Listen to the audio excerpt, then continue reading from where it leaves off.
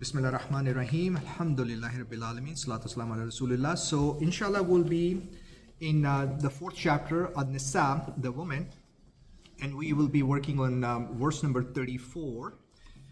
In this version of the Quran, it is page number 44, and verse number 34 is, and I will try to finish maybe next 14, 15 verses. And I'll have more than enough time to answer any questions. And in fact, some of the verses I'll not be spending too much time. I'll be going quickly because they are very much self-explanatory. Some of the verses will require a little bit more extra information, so I'll explain those to you in a little bit more detail. So verse number 34, men are the caretakers of women. The word used in Arabic is called qawam or qiyam. Qawam are the people. This is a person who is responsible for the right conduct, safeguard, and maintenance of the affairs of an individual. Other word is used is manager of the affairs of women. Now, some translations, if you're using a different translation, it might be the controller of the woman, or might be the person who is dominant on women. That is not the correct translation. This is more like a manager of the affairs. So that's the word I want to highlight, because this is the verses which a lot of Christian channels they mention. See, men are dominant over women. This is not true at all. Men are the caretakers of the outside affairs, because women are supposed to be the caretakers of the inside of the house. And you can actually have commonality as well. You can find the common grounds as well. This doesn't mean that women are not allowed to work. Women are not allowed to have their own lives. That doesn't mean that. It's just that men are the caretakers of women, as men have been provisioned by God over women and tasked with supporting them financially. So this is about finances. We have mentioned this many times, because men are responsible to run the household and take care of the finances. If the woman is a multimillionaire, she doesn't have to spend a penny to run the household, to buy grocery, to take care of the rent and bills and everything else. So this is the responsibility which is given a more burden on men. In fact, when we talk about inheritance, I had mentioned that to you, that all the burden comes on men. So women actually have no burden whatsoever. Women are not responsible to worry about the expenses which are related to other family members, taking care of the sisters and brothers. This is the responsibility of men. And righteous women are devoutly obedient, and the word obedient here is you're only obedient to God. As a Muslim man or woman, you're obedient to God. But when you work in a certain structure, you're also supposed to follow the guidelines given by your boss, given by the law of the land. You also have to be obedient. Obedient doesn't mean you are at the sub level, at the lower level. It means you're following the guidelines given to you. When your husband tells you to do something against the laws of Allah, you're supposed to be disobedient in that case.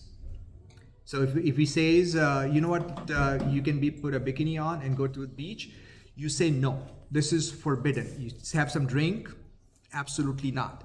So the husbands, the obedience to husband has less precedence as compared to the obedience to God. So it is the duty of wife to refuse to obey her husband, and if he orders her to do a thing which amounts to Allah's disobedience, in that case you are free to disobey your husband. Now, what about men?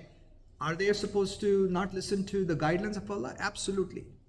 So in fact, if I do something, my wife has the right to tell me you cannot do that. And if I do not follow the guideline, she has the choice to take a divorce from me.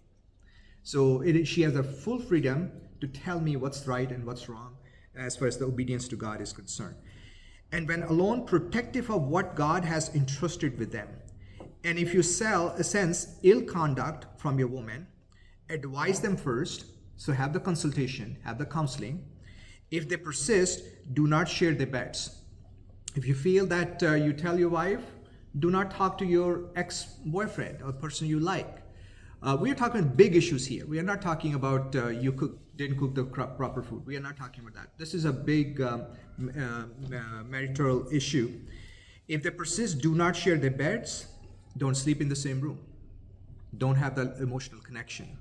If the problem continues, then discipline them, and discipline them by talking to them. Say, this is not gonna work, and you don't beat them up, and you don't hurt them. You don't say bad words to them. You are still the kindest human being to them. And if it continues, if they change their way, do not be unjust to them. Surely God is the Most High. But if you anticipate a split, if there's a chance that you feel that it's not going to work, appoint a mediator from his family and another from hers family. So you find one individual, maybe a dad from your side, maybe dad from her side, maybe a brother, maybe an uncle, and let them mediate between you the problems you're facing. Because if you remember last week we talked about it, the divorce is something disliked in Islam. It is perfectly allowed, but instead of divorcing your spouse, you can probably have some kind of mediator between the family members. If they desire reconciliation, both parties, they want to reconcile, God will restore harmony between them. Surely God is all-knowing, all-aware. So this is in that particular last moment thing. You have counseled them. You had tried not have intimacy with them. You tried to have all sorts of mediation. Nothing worked. Then that's the time you can be separate. And the separation is also, if you remember, we talked about divorce. You don't just divorce in one go. It is a process. The first divorce, after first period is over, if you feel that you still have feelings for that person and both parties want to come together, they can come together. If you feel that they cannot come together, then there's a second divorce.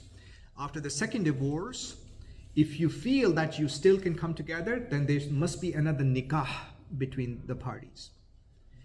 After the third divorce, that's it, it's done. So for each divorce, there's a time waiting period. Because guess what? When you are emotional and argumentative, you're going to say things, you're going to do things which you're going to regret later on. So that's why Islam gives you the waiting period. Maybe you will join together as well. In the next verses, worship God alone. And that's a foundation of Islam. That's the backbone of Islam. We don't worship anybody else. We don't follow anybody else.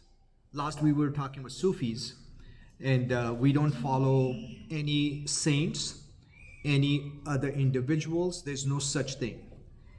We had prophet in our Islam, and we had prophet like Jesus. They are people like us, but they receive revelation from God. We don't worship them. We listen to them. We follow them because we know they have the true knowledge and direct communication with God. We do not associate none with Him. God doesn't have any partners of any kind. And that's why I've been focusing for more than a year only on this aspect. If this makes sense, nothing will deviate you ever in your life. Nothing. This is the core of Islam. This is the whole. And we see this in every page. Be kind to parents. So here, first thing is you follow Allah. Number two, be kind to your parents. And I've been focusing on this in every session. Your parents are very important. Doesn't matter they're toxic or not. You're not trying to fix them. You're trying to be kind to them. There's a difference. So if my friend Louis is not nice to me, it doesn't matter. I still have to be kind to him. There's a difference. I am not trying to fix Louis. I'm trying to fix myself.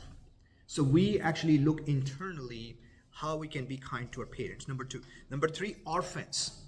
Islam is very highly puts emphasis on orphans. Orphans are the people, kids, young people, they do not have any support system. Either they don't have one parent or both parents.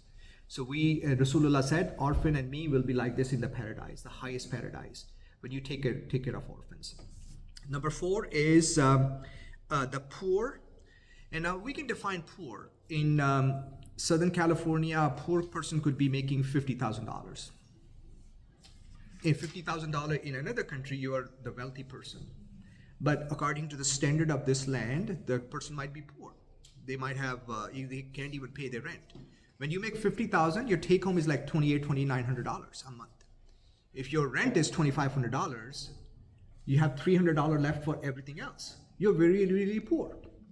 So if somebody has a car, say that person is not poor. That is not true, because they might not even have food in their homes. So you also have to take care of the poor. And those poor could be your family member. If you go to Louisiana, there people make $10,000 a year. I'm not making it up. Go and check it out. So if there's a medical emergency, their kid wants to go to college, they want to buy a house or something, they don't have any money. So those could be your family members. So poor, near and distant neighbors. In Islam, believe me or not, 40 homes, 20 on each side, or 40 homes are your neighbors. You have to be kind to your neighbors. You have to be really nice to your neighbors. My neighbor's dog, they poop on my front yard. I pick it up every week or every couple of weeks, but I cannot be mean to them.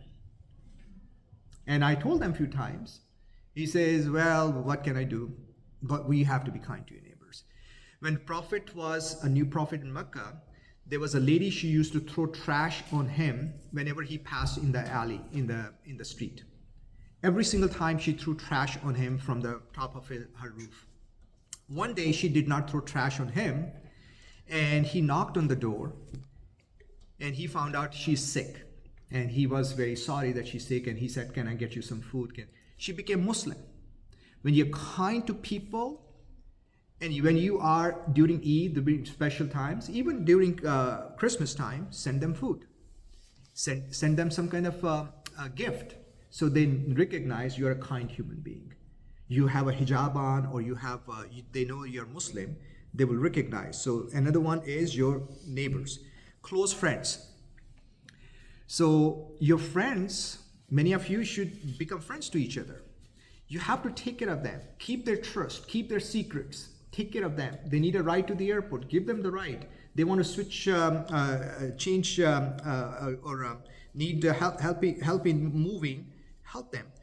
Needy travelers. In Islam, travelers are the people, they have difficulty. Remember, these days we have bank accounts and ATMs and we have phones, but in the past we did not have those. So the travelers, they have no access to resources, no access to food, no access to probably living situation. In Islam, your guest can live with you for 3 days. They knock on your door, say, I'm a guest. They can live with you for 3 days. So this is how we are open. And at that time, remember we talked about the slaves, the people who were in bondage at that time. We also have to free them, take care of them. So smallest reason to free these slaves. And in fact, Abu Bakr, one of the companion of the Prophet, who was the first ruler after the Prophet, he freed most of the people. And same thing with Uthman, same thing with other people. And you make a mistake, you break your fast, you make a mistake in something else, you go and free a slave. And even the individuals who had slaves at that time, they had exactly the same rights, same food, same shelter, same everything, kind to them. So that's another area. Surely God does not like who is arrogant and boastful. The atom size arrogance in your heart, you will never enter Jannah. We're talking Muslims. Any Muslim you find and he says, I'm better than you, they have no place in Jannah. The only people will enter Jannah are the muttaqi people, the people with God consciousness, taqwa. Taqwa is the key. So every single day when we wake up, we try to develop the taqwa. What is taqwa? The definition of the taqwa is very complicated. It's a very large, we can spend 3-4 hours discussing taqwa. But just to give you an idea, if you're in a forest, you're navigating the forest, you have thorns, you might have some snakes, you might have some scorpions, you might have these other animals. You're trying to avoid everything. You're trying to be very careful not to hurt you at that time, and all these bushes, you're trying to find your path. That is what taqwa is. You're trying to find a complicated path of the life. Life is very complicated in some cases. In those cases, your relationships, your income, your spending, all those things you have to be careful. You have to be God conscious in everything. And God consciousness comes with your eyes, comes with your ears, comes with your dealing with people, comes with your heart, the ideas you come to your mind, that I want to do this to this person, I want to watch this stuff. You have to be God conscious. God is watching everything. Everything is being documented. Imagine if I make your video for your entire life. There was a Jim Carrey movie for 20 years ago. He documented the whole life. That's what Islam is. Your entire life is documented. On the day of judgment, it's going to show you like a video. We don't know what shape and form. Every single thing will be shown to you. How embarrassing it would be in front of God, your creator, that something you did and you are regretful. You wish you were dead before this. So this is what the taqwa is. So those who are stingy promote stinginess among people and withhold God's bounties. We have prepared for the disbeliever a humiliating punishment. So the money I have or you belongs to God. So God wants to see, what do you do with that money? Do you keep it? You hoard it? And you are not spending in a good cause. That doesn't mean you should spend all of your money. That's not what it is. In fact, a Sahabi, the companion, came to the Prophet. He says, I'm going to give all of my wealth to the poor and needy. He said, no, you can't. He said, I'm going to give half of it. He said, no, you can't. I'm going to give 1/4. He said, no, you shouldn't. It means give as much as you can, but save money for yourself, for your family, and for other future needs as well.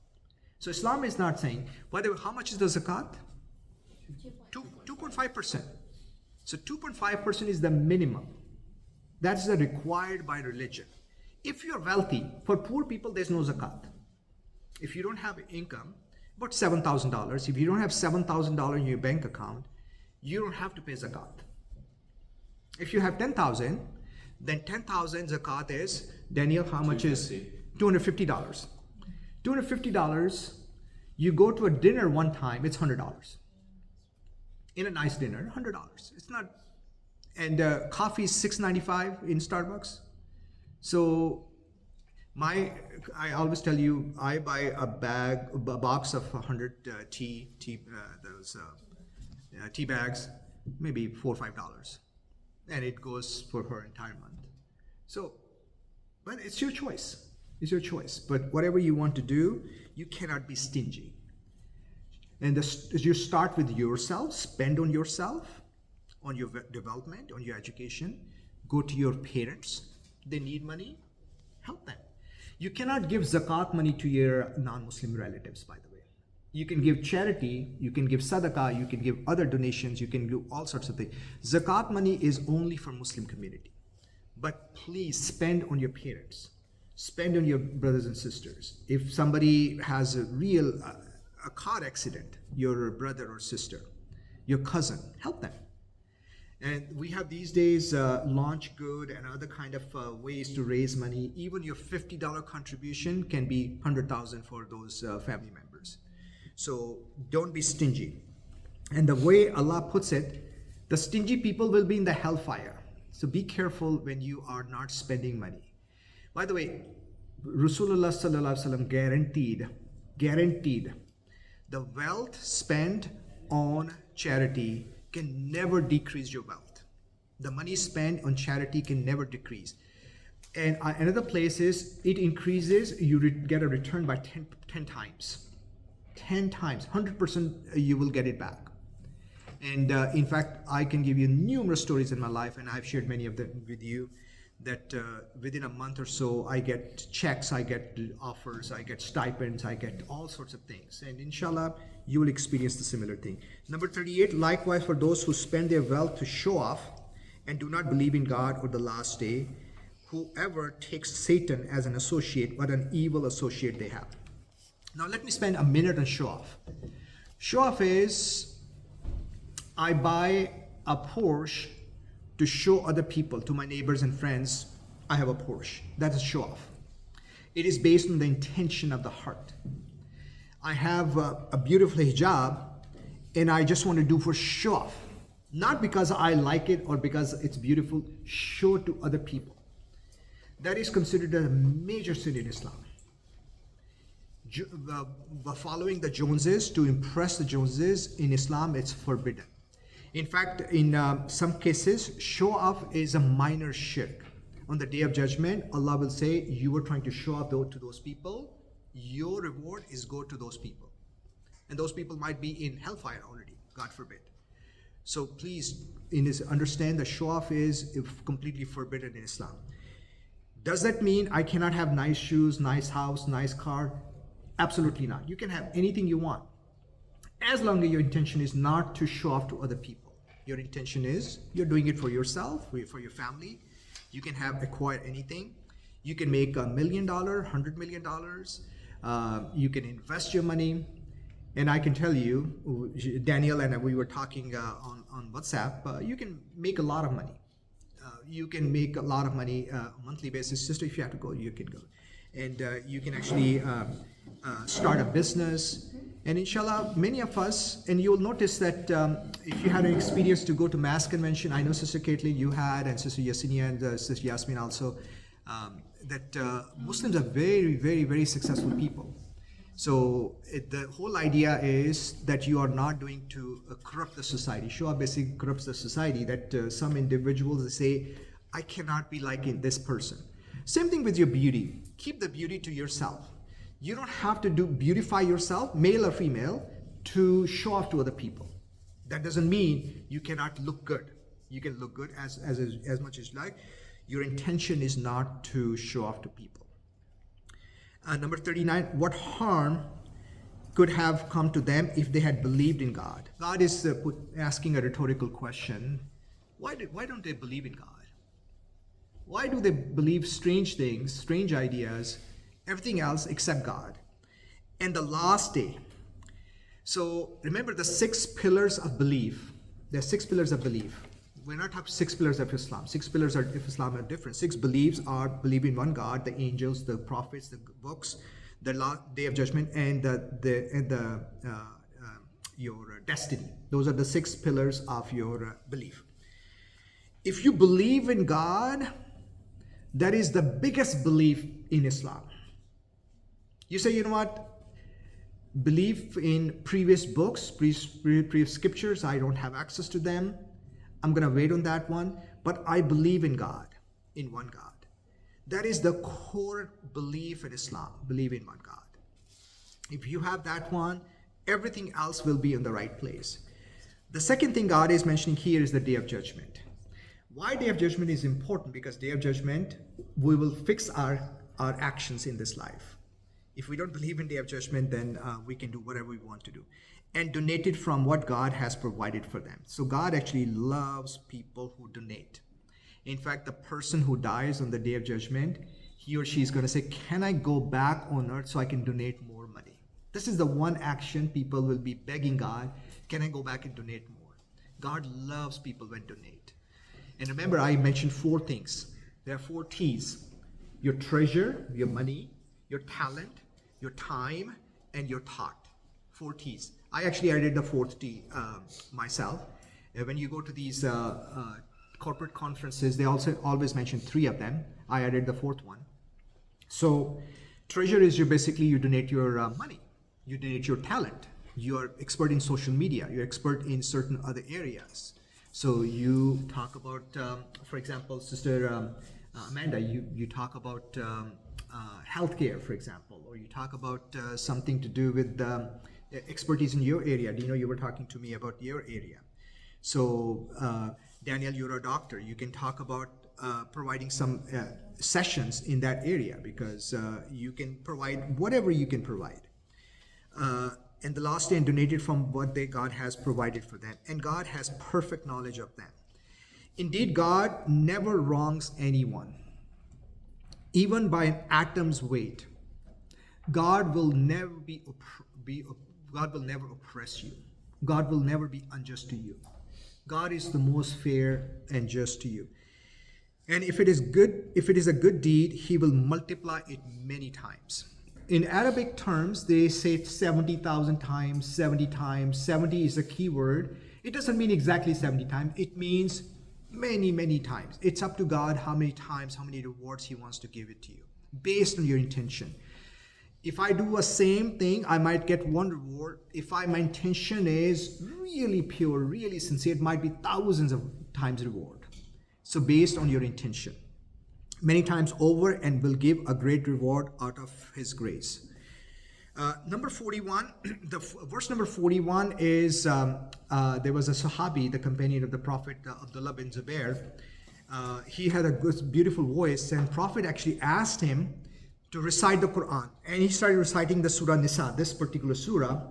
And when he reached verse number 41, Prophet was crying furiously or extensively. And the reason he was crying, because this was kind of God is telling the purpose of the Prophet on this earth. What exactly it says?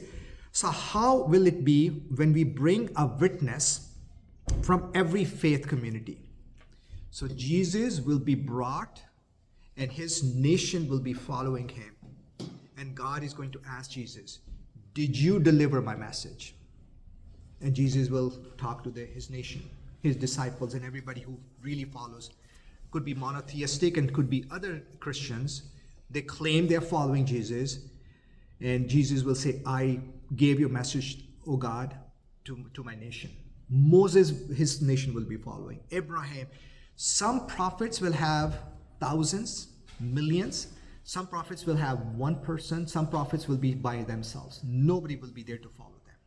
Imagine Noah, one of the greatest human being ever lived. He'll have only a handful, maybe 40, 80 people following him. Imagine Abraham, the father of all the religions, hardly any followers. Hardly any followers. Imagine Lot, Prophet Lot. Imagine Jonah. Imagine all these prophets.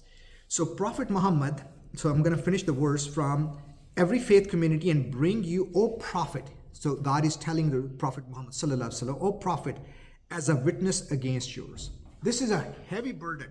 Imagine you put all the burden for every deed you do on me.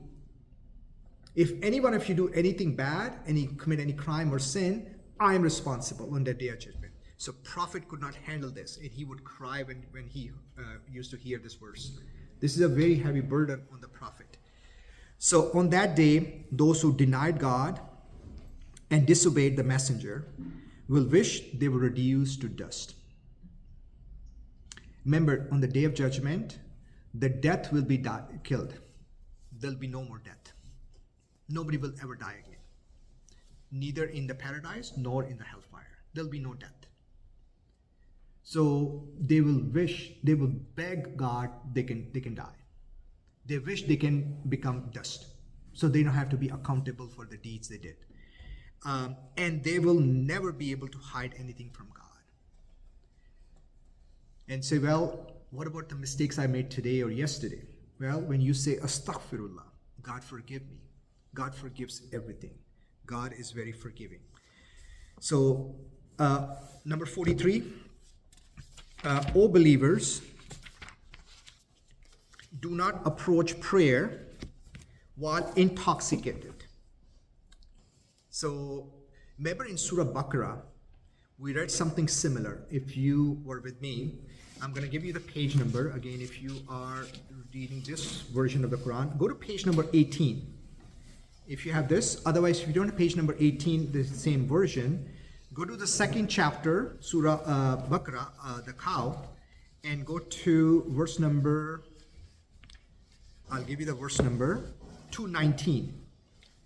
In 219, Surah Baqarah, the second chapter, they ask you, O Prophet, about intoxicants and gambling.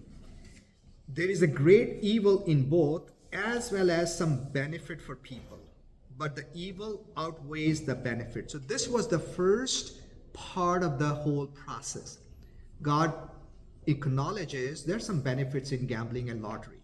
You buy something for $1 or $5, you can make 200 million, 300 million, or $1 billion. So there's some benefits. The harms outweigh the benefits. You drink alcohol, you're relaxed. All the tension is gone. You do some drugs, all the tension is gone. The pain you are having in your back is gone for a short time. There are some benefits. The harms are so significant. Remember, people of Mecca and Medina, they were very much in drinking. into drinking. And so this is the first warning in Surah Baqarah. Now in here, on page 45, in verse number 43, God is reminding, O believers, the God is talking to the believers, the Muslims, do not approach prayer while intoxicated until you're aware of what you say, nor in a state of full impurity.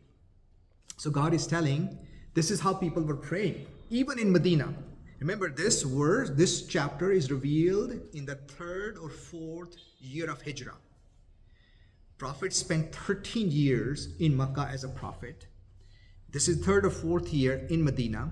So he has already spreading 17 years of Islam to the companions. And they are still drinking. Think about it. So here you become a Muslim today, and I say, Sister Jasmine and Sister Natalie, they're not Muslim. I say, you cannot drink starting today. It's going to take some time. It's a gradual process. You have to tell your boyfriend or girlfriend, stop. It's going to take some time. So we cannot just stop because we are human beings. We are not like a button. We can turn it on and off. It's going to take some time. So here in this particular verse, God is telling us, when you're intoxicated, do not go to the prayer. This is they're standing behind the prophet and they don't know what's going on. And then I'm going to give you another place. Go to page 63, and page 63, which is the 5th chapter, Al-Ma'idah, the table spread. Well, by the way, what the spread table? What do we call in Christianity? Jesus had the Last Supper. This next chapter, which is chapter number 5, is the Last Supper. So we have the entire discussion about that one. We'll get to that one later. So in the 5th chapter, verse number 90, which is page 63, it says, O believers, intoxicants, gambling, idols, drawing lots of decisions are all evil of Satan's handiwork. So shun them so you may be successful. That is the day all those things are forbidden forever. Remember, Muslims have been Muslim for 16, 17, 18 years. They're still drinking. Not good. Some of the companions never drank. Prophet never drank, never touched it. But some people were still doing it. But this is the day the city of Medina was flooded with alcohol. They broke the bottom of their jars, and they did it so they don't have the kind of connection that maybe they can lick some of the residue of in their parts. So they broke the bottom of it. The entire city of Medina's streets were flooded with alcohol. And after that, nobody touched it. Nobody looked at it. I have never tasted a drop of alcohol in my life. I have never tasted any intoxicant of any kind ever in my life. And I have never understood why somebody with some wisdom would do such a thing.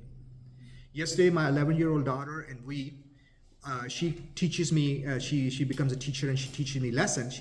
I said, okay, let's talk about why people do intoxicants. She wrote peer pressure. She wrote to feel good about themselves. She wrote to be cool in the society. This is 11-year-old daughter is writing. And she wrote a bunch of other things. And this is how it is. You want to be connected. You want to get a next project. When I was in the corporate, to only get to the next project, you have to go happy hours. The project in Switzerland for 3 weeks, you want that project, you meet with your boss in a happy hour. And we never got those projects. All those people, they were way not qualified. They got those projects. 4 weeks in Switzerland, 5 weeks over there, 3 weeks over there. We stayed in the same project wherever we were. That's okay. That's okay. So this is what I'm referring here, that verse number 43, when you're aware of what you say or not in a state of full impurity. Let's talk about impurity also. When you fall asleep, when you wake up, your wudu has broken. You have to do fresh wudu to pray or to read the Quran. When you have a sexual relationship with your spouse, then you also have to take a bath. We call ghusl. Ghusl is, we have discussed it. Some scholars say you basically take a full bath, that's your ghusl. The way I do it, I start with intention. In Islam, everything is by intention. I say, oh Allah, I'm doing the intention for ghusl. You can say in your language. Then I wash my hands while I'm in shower, and then I rinse my mouth and rinse my nose. Then I wash my entire body. That's ghusl. So different scholars have different understanding of ghusl. So if you want to follow that one, start with intention, and wash your hands, rinse your mouth and nose, and put your body, water all of your body. Now, if you use the bathroom, number one or number two, your wudu is broken. You have to do fresh wudu also. So here, impurity refers to all of those things, unless you merely pass through the mosque. So if you are impure, you had a sexual relationship with your spouse, don't go to the mosque, stand with the people who are praying. But if you're passing through it, that's okay. But you cannot just pray with the people who are praying until you have taken a bath.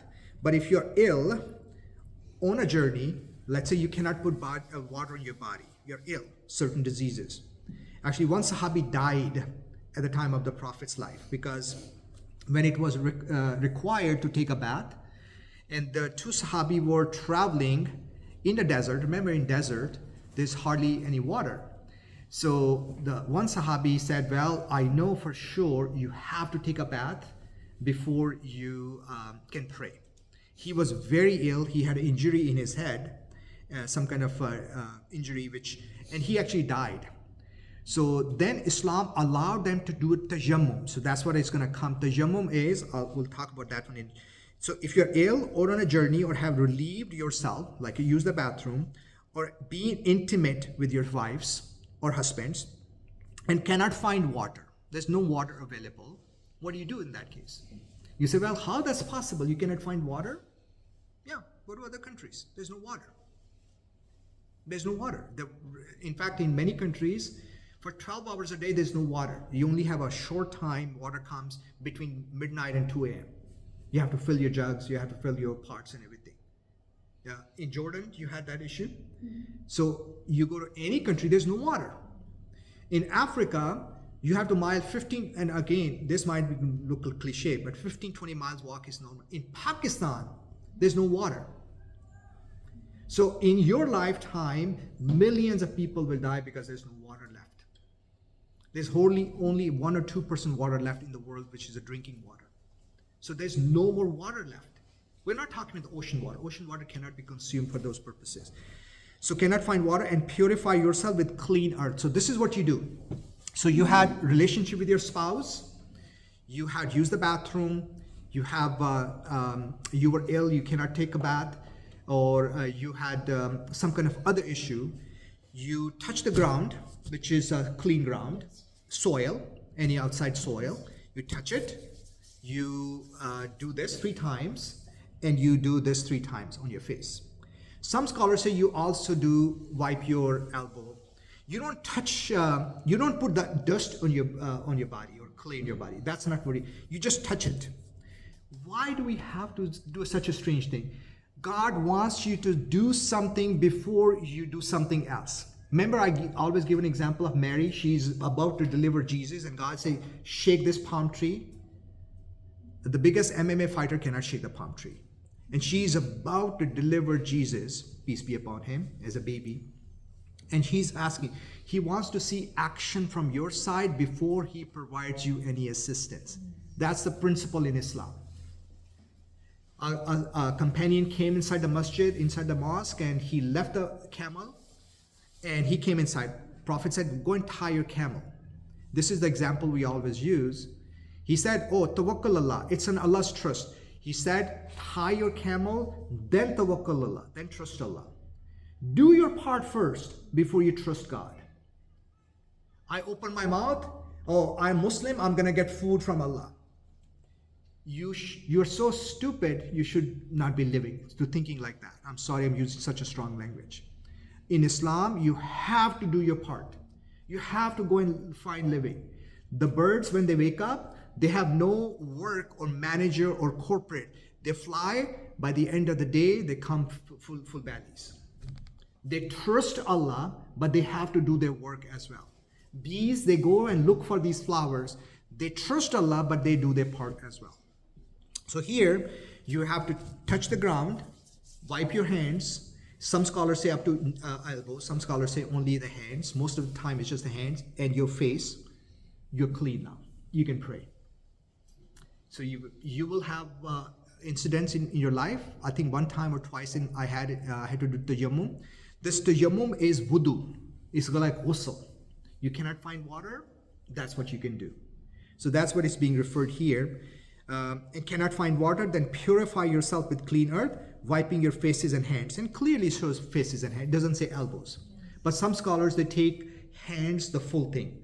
So it's your interpretation. So that's why they say, and I can give you the references. I can give you the name of the scholars.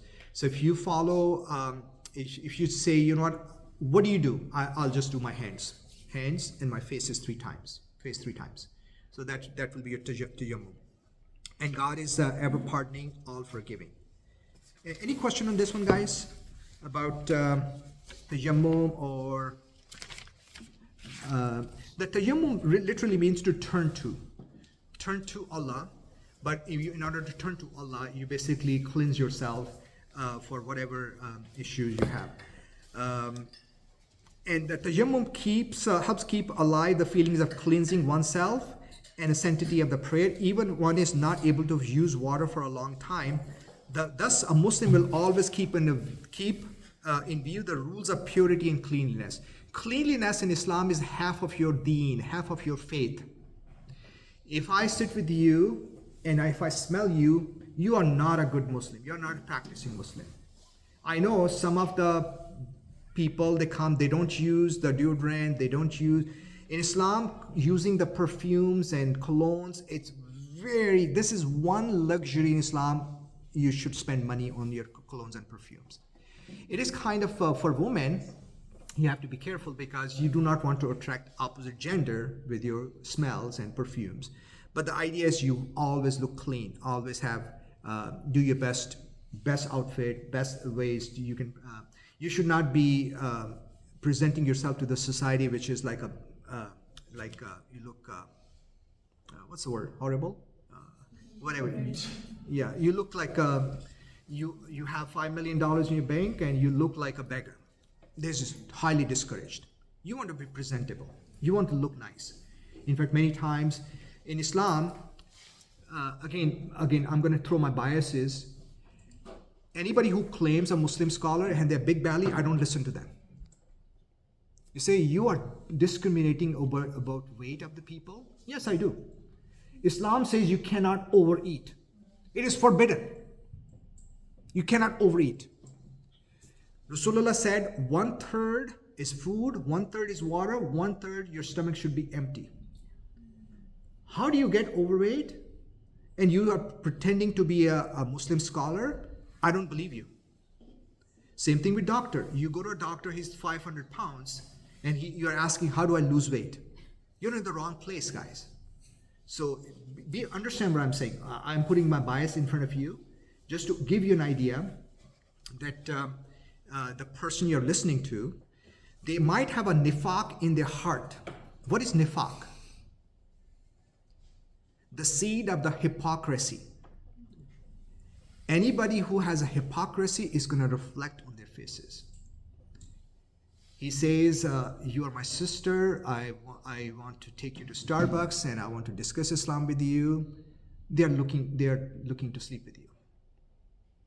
It's just the nifaq is there. They're looking for, the English translation of the nifaq, seed of nifaq, is the opportunistic individual.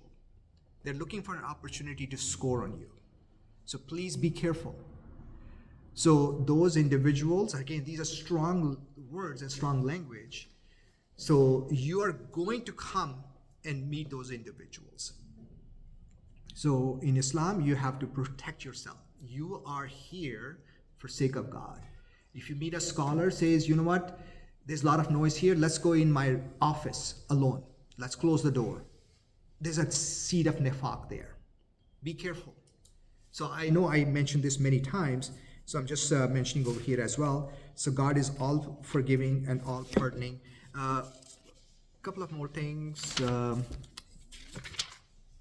Yeah, I think that's good enough on this one. So let's go to the following page, verse number 44. So have you, O Prophet, talking directly to Rasulullah sallallahu alaihi wasallam, not seen those who were given a portion of the scriptures? Who was given portion of scriptures? Which generation before, which civilization before Islam?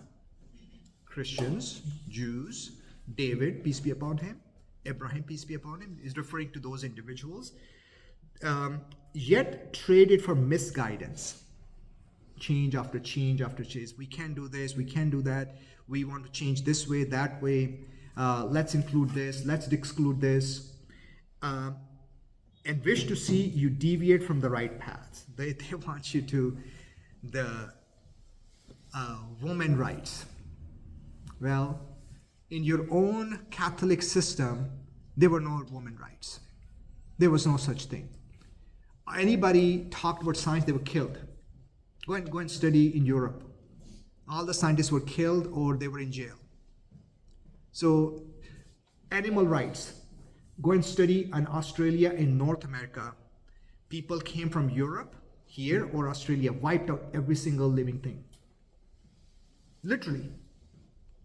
And we talk about animal rights. We talk about human rights. You bomb innocent people every year. Million plus people are killed by bombing through different ways. And you talk about human rights. So trying to teach us a lesson, and this is what God is saying. These are misguided people. God knows best who are your enemies, and God is sufficient as a guardian. So your guardian, your guidance is from God. It's not from me. It's not from anybody else. It's not from one of the YouTuber. Yes, you can learn from them, but don't follow them blindly. Don't follow your husband or wife blindly. Follow God. Then you have, of course, you have a structure. You have a network of people around you. You will be with the type of people in the hereafter. You'll be with the same people. If you are part of Sean Diddy Combs, you're going to be with him. By the way, every person you know, what's the famous singer, her husband is producer. He's also part of the network now. Help me, guys. Beyonce's husband, what's his name? Oh, Jay-Z. Jay-Z. He's going to be part of that same network. They're all connected. They're all connected. The Prince Edward and Bill Clinton, they're all connected. The guy who committed suicide, Epstein, they're all the same network. You listen to them, you're part of their network. So connect with the right people. There are beautiful people here. Connect with those people. So you'll be successful here and hereafter. So God knows best who are enemies, and God is sufficient as a guardian, and He's sufficient as a helper. Last 3-4 verses, inshallah, will end. Number 46, some Jews take words out of context and say, we listen and we disobey. So the word here is in Arabic. So in Arabic, we say sam'ana. Sam'ana means we have heard, we listen to you, Prophet. So when Prophet is giving the revelation to the companions in the gathering like this, and they would sit in that gathering, and normally the companions would say, sam'ana wa ata'ana. We listen to you and we obey you. We are going to follow you. You know what Jewish people used to say? They used to say, sam'ana wa asayna. Kind of matches atana when it's a large crowd. They will say samena wa asayna, which means we have rejected you. So they would twist these words in a way to show that we are just here to make fun of you. So God is referring here in verse number 46, some Jews take words out of context and say, we listen and we disobey. Here, may you never hear, and ra'ina. So that's what he's saying. Playing with words and discrediting the faith. Had they courteously, we hear and obey, listen to us and unzurna, it would have been better for them and more proper. God has condemned them for their disbelief, so they do not believe except for a few. So God actually is explaining to them, because prophet did not hear these things, by the way. The prophet was revealed these things that people sitting in your gathering, some of these Jewish people, that's what they're saying. And they also used to say, when they wanted to get attention, like here in our American culture, we raise our hand and we say, can I have a question? They used to say, Isma. Isma means, please listen to us. And then would they gradually and slowly, they would say, Isma and Ghaira Musmain. Musmain. Now that means several things. It means you are such a respectful man, and one cannot utter any word before you against your will. But it also means in Arabic, you are not worthy that one may speak to you, and may Allah make you deaf. So they would twist these words to hurt, to make fun of the Prophet. So God is actually addressing in verse number 46 that we heard what kind of things you were saying in the gathering of the Prophet. And it is actually documented in the Quran how people actually twist these words. And who lost at the end of the day? Those people, they lost. So, and I probably, many of you are young, probably you're going to see the in your lifetime, the end result of this one. Probably you will see it. I might not see it. I only have 20, 25 years left, but you probably have 50, 60 years left, and you probably see that what will happen to every single thing, and you want to see exactly what will happen. We're going to read the Prophet's hadith. Every single thing is documented. If you're interested, we can have a session on that one and talk about it.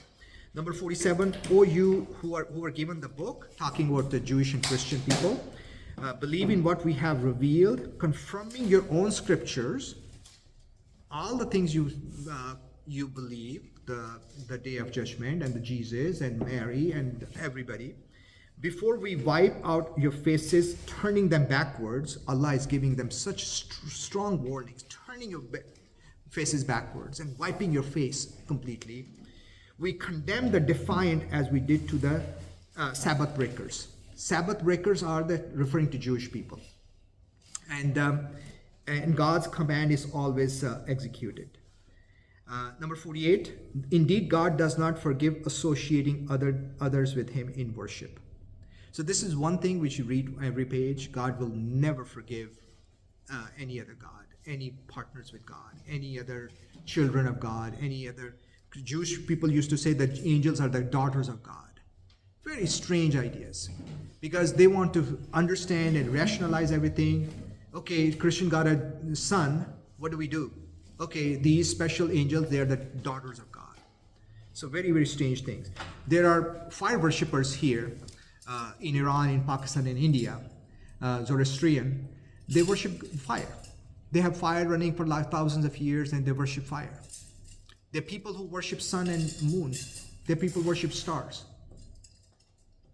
There are people who worship everything you can imagine. I talked about they worship male sexual organ. There are hundreds of temples. In Japan, they worship male sexual organs. And you look at their temples, they look like a male sexual organ. Big, huge, like towers. They worship them. Anything you can imagine, this is how deviant humans can go. This is how low people can go. So that's why there's one thing God will never forgive, worshiping anything other than God. But forgives anything else. He can forgive anything else. On the day of judgment, you have killed 1,000 people, you have done horrible things. It's his domain. He can forgive anything except the shirk, associating God, anybody else with God. Whoever associates others with God has indeed committed a grave sin. Have you, O Prophet, not seen those who falsely elevate themselves? So this is called self-righteousness. So self-righteousness, somehow I start feeling I am safe. I am the chosen one. I'm better than others. In Islam, that's a major sin. Only God is the judge. I cannot say because I was born Muslim, I'm better than you. There's no such concept in Islam. There's no self-righteousness. In fact, I'm as scared of going to the hellfire anybody else. And of course, I try not to commit major sins, but I do commit small sins.